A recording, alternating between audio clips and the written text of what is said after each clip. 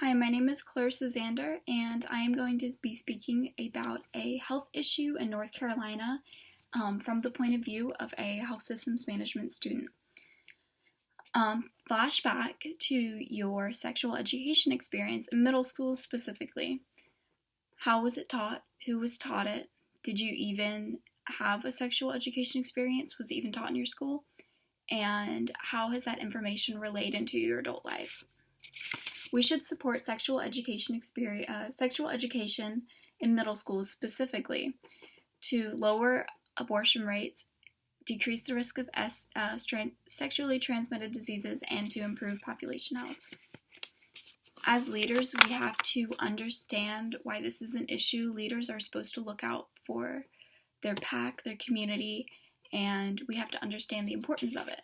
For example, can anybody tell me what this is? Yes, it is birth control, and it is used to reduce the risk of pregnancies. In some cases, it can be used for many different things, but mainly it is used to reduce the risk of pregnancies. According to the 2015 Youth Risk Behavior Surveillance Study, 41% of high school age students had sexual intercourse at least once. This is why it is so important about teaching about this stuff in middle schools, so these kids can be equipped with the right knowledge and what to do. So these normal high school experiences, 41% of these students are experiencing this in high school, are equipped and ready to handle this and have guidance of how to go about this. And this is why leaders should place value on it, should understand the importance of it and value it. I plan to work in a nursing home community as a care coordinator, and these things are important to me because these elders have been through all walks of life, and I'm sure they understand the behaviors of these teenagers. And if there's more pregnancies resulting in middle schools, that means there's going to be more seniors later. So that's why this is so important to me, but as well as the seniors, because I'm sure they want kids to have the good information.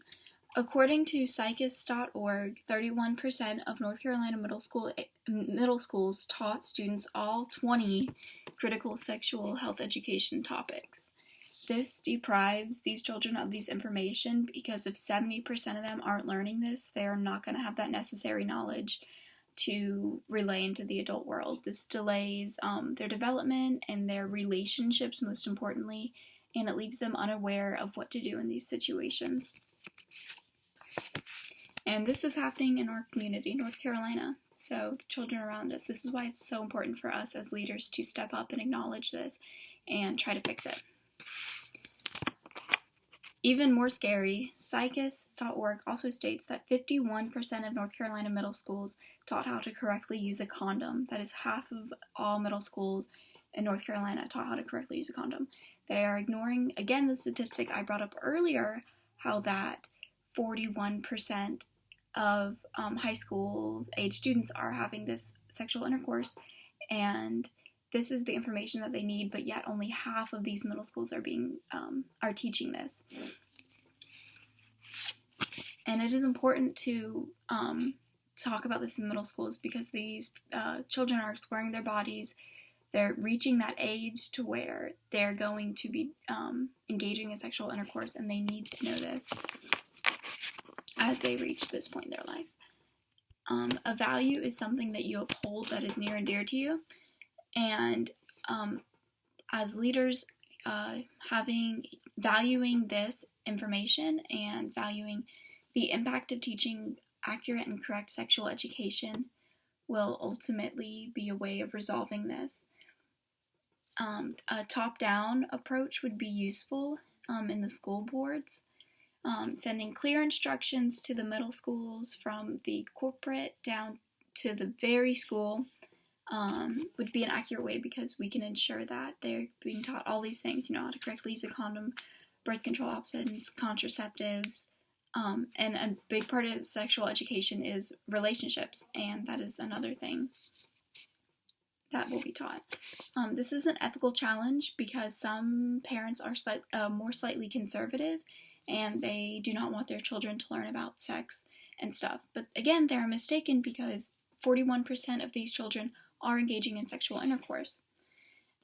According to National Association for School Nurses, accurate sexual education results in healthier, safer students who are more likely to perform academic success. Therefore, flash back to your middle school sexual education again and think, how can it be improved? And then how can leaders in your own community use all this information that I've just given you and translate this back into what we need to do for the community? Thank you.